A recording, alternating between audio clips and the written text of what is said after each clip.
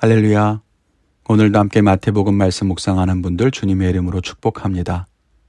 오늘의 말씀은 마태복음 27장 45절부터 66절까지입니다. 제6시로부터 온 땅에 어둠이 임하여 제9시까지 계속되더니 제9시쯤에 예수께서 크게 소리질러 이르시되 엘리 엘리 라마 사박다니 하시니 이는 곧 나의 하나님 나의 하나님 어찌하여 나를 버리셨나이까 하는 뜻이라. 거기 섰던 자 중 어떤 이들이 듣고 이르되 이 사람이 엘리야를 부른다 하고 그 중에 한 사람이 곧 달려가서 해면을 가져다가 신 포도주에 적시어 갈대에 꿰어 마시게 하거늘 그 남은 사람들이 이르되 가만두라 엘리야가 와서 그를 구원하나 보자 하더라. 예수께서 다시 크게 소리 지르시고 영혼이 떠나시니라. 이에 성소 휘장이 위로부터 아래까지 찢어져 둘이 되고 땅이 진동하며 바위가 터지고 무덤들이 열리며 자던 성도의 몸이 많이 일어나되 예수의 부활 후에 그들이 무덤에서 나와서 거룩한 성에 들어가 많은 사람에게 보이니라. 백부장과 및 함께 예수를 지키던 자들이 지진과 그 일어난 일들을 보고 심히 두려워하여 이르되 이는 진실로 하나님의 아들이었도다 하더라. 예수를 섬기며 갈릴리에서부터 따라온 많은 여자가 거기 있어 멀리서 바라보고 있으니 그 중에는 막달라 마리아와 또 야고보와 요셉의 어머니 마리아와 또 세베대의 아들들의 어머니도 있더라. 저물었을 때에 아리마디의 부자 요셉이라는 사람이 왔으니 그도 예수의 제자라.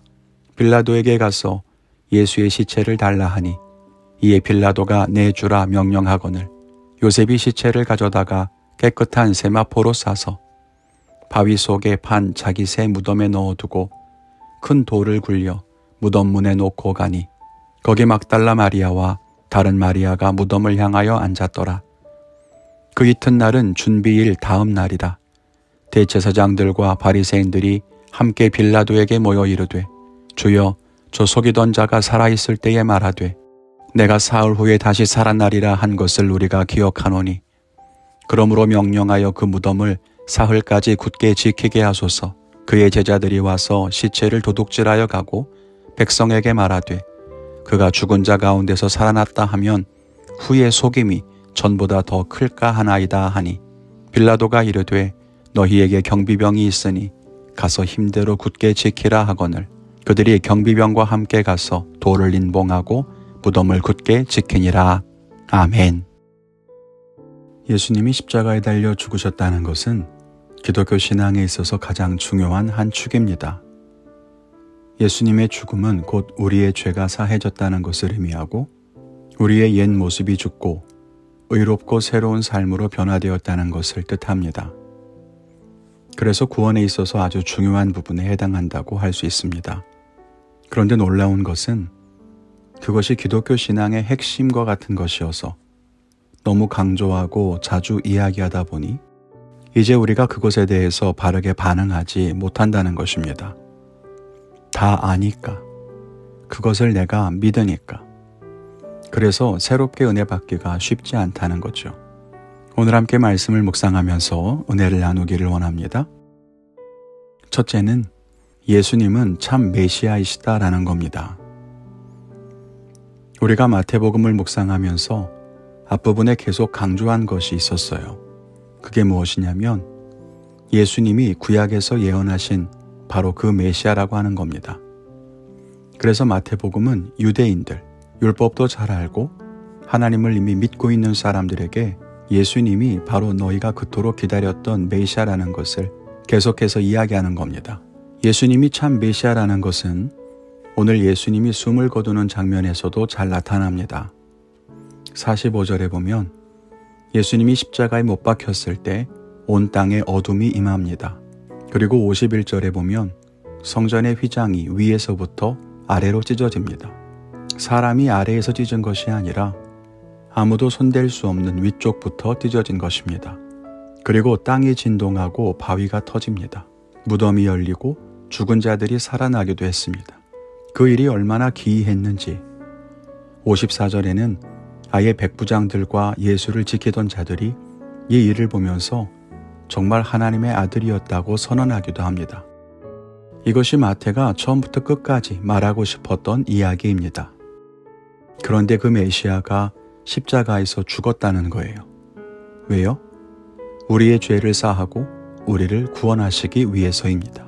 즉, 하나님의 메시아인 예수는 십자가에서 죽음으로써 구원을 완성하시는, 누구도 이해하지 못하는 방법으로 은혜를 베풀었다는 것입니다. 우리가 이 믿음을 가져야 할 것입니다. 둘째는 하나님의 역사를 막을 수 없다는 겁니다. 예수님이 죽고 장례를 치르는 동안 대제사장들과 바리새인들이 빌라도를 다시 찾아옵니다. 그 이유는 예수님이 평소에 죽은 지 사흘 만에 다시 살아난다고 했으니 제자들이 혹시 시신을 훔쳐서 숨기고는 예수가 부활했다고 거짓말로 선동할지도 모른다는 것이었습니다. 대제사장들과 바리새인들은 예수님이 혹시 살아날지 모른다는, 그것이 사실이든 제자들이 거짓말을 하는 것이든 그런 소문이 도는 것을 막으려고 했습니다. 그런데 예수님은 그들의 방해에도 불구하고 부활하셨죠. 사탄도 그랬습니다. 사탄은 예수님을 죽이면 구원의 역사가 멈출 것이라고 생각했는지도 모릅니다. 그런데 정작 예수님은 죽음으로써 구원을 완성하셨죠.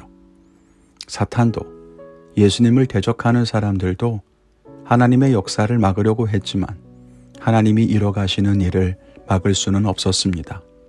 다 소용없는 일이었죠. 세상이 지금은 복음을 막는 것처럼 보이고 하나님의 역사가 멈춘 것처럼 보이겠지만 하나님의 역사는 막을 수 없습니다. 하나님은 지금도 하나님의 섭리와 뜻과 계획을 가지고 역사를 주관하십니다. 아무도 그것을 막을 수 없어요. 그것을 믿고 담대한 걸음을 걸어가는 믿음의 성도님들이 되기를 바랍니다. 오늘 저는 복음의 메시지, 그 핵심인 십자가를 묵상하며 하루를 보내겠습니다. 특별히 사순절에 묵상했던 노트를 다시 보면서 십자가의 의미를 되새기는 시간을 보내겠습니다. 여러분의 결단은 무엇입니까? 그 결단을 따라 오늘도 승리하는 하루를 살아가시기를 축원합니다. 감사합니다.